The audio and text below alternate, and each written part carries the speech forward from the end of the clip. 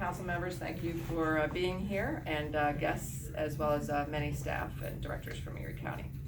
As you are aware, departments across county government have spent the past several weeks diligently working to prepare their budgets for 2020. Today, I put forth that budget to County Council.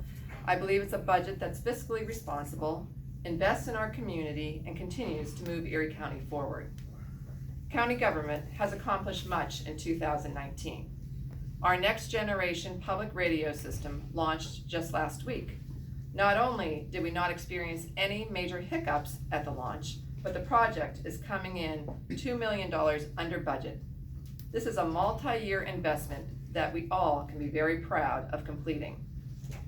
The Blue Zone project in Corey launched in June and is truly helping to transform that community. This project was funded by partners Highmark, UPMC, and LECOM, and is led by our Department of Health. We look forward to seeing great results from this collaborative effort. The Erie County Land Bank and the Data Center added to the great work already being done by our Planning and Community Development Department in increasing community vitality. The Blasco's Teen Library space that opened this past February is another huge asset to our community.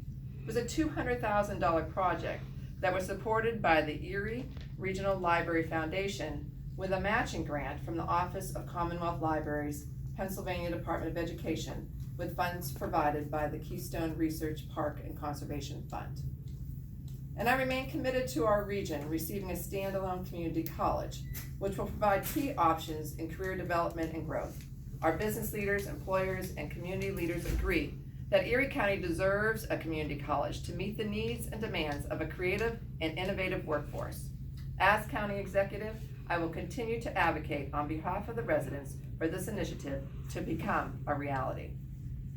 As you can see, in county government, we've been very hard at work to develop great partnerships so that many of these projects that I listed have transpired at little or no cost to our taxpayers. As I present the 2020 budget, three main drivers have determined the need for a tax increase. They are payroll, pension, and benefits. Over the past 2 years, with County Council's leadership, the county pay plan was updated for the first time in over 2 decades. Every job description was benchmarked against other counties as well as the local labor market by an independent third-party consultant, and updates were made to a number of positions. We moved from 9 different pay scales to 1 single scale, creating a more equitable and workable pay plan that is forward-thinking. Particularly as we look at a very tight labor market, this allows us to be somewhat competitive and both retain and find good talent for our approximately 1,200 county positions. What also occurred was the increase in some salaries from the pay plan led to a requirement for greater pension contributions.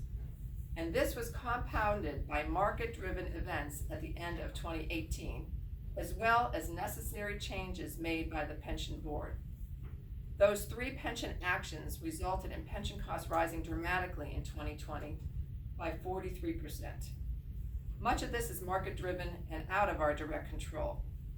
But I think it's important to note that our pension plan is well-funded, much different than other pensions across the nation, and these adjustments are needed to keep it sound. And I thank the pension board for the work they've done really over decades to make sure that our pension plan is sound. We are self-insured as an employer for our health insurance, and we've experienced a number of years of low claims. Unfortunately, due to a significant increase in claims in the past year, we are seeing an 11% increase in healthcare costs for 2020. We are doing what we can within our power to control these costs through the implementation of a wellness program. We are putting employee incentives into effect next year to encourage our employees to take action to improve their personal health, and the wellness coordinator was hired a few months ago.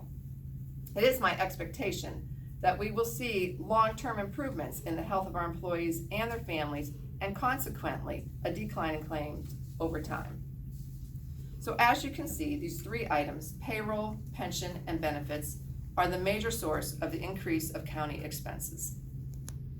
One thing I believe is that we need to continue to invest in our departments and the services we provide as a county. The county has a significant role in helping to drive the resurgence being seen in Erie County's vitality. Knowing this, it has never been more critical to make solid investments to protect the safety and public health of our community. Unfortunately, we have all seen too many senseless tragedies occur across our nation. Those of us charged with ensuring the safety of our employees and all of those who enter our buildings have been working on plans to reduce our risk here in Erie County. In order to be proactive, we are looking to hire a full-time safety trainer whose responsibility every day will be workforce safety for our 1,200 employees and our guests. I hope that you all have, as we do, the goal to ensure as safe a workplace as we can create. With the changing landscape of our nation and our country and the demands on local health departments, it's imperative that we pursue a transformation of our local health department infrastructure to support 21st century public health. The first generation of public health concentrated on sanitation and hygiene, washing your hands, etc. The second focused on infectious disease control and regulation, immunizations, and a lot of other things like that. Public Health 3.0 emphasizes cross-sector collaboration and environmental, policy, and systems-level action that directly affect what is referred to as the social determinants of health, the many global issues that affect our community's health and welfare. In order to support this work, we put into the budget 4 new positions for our health department.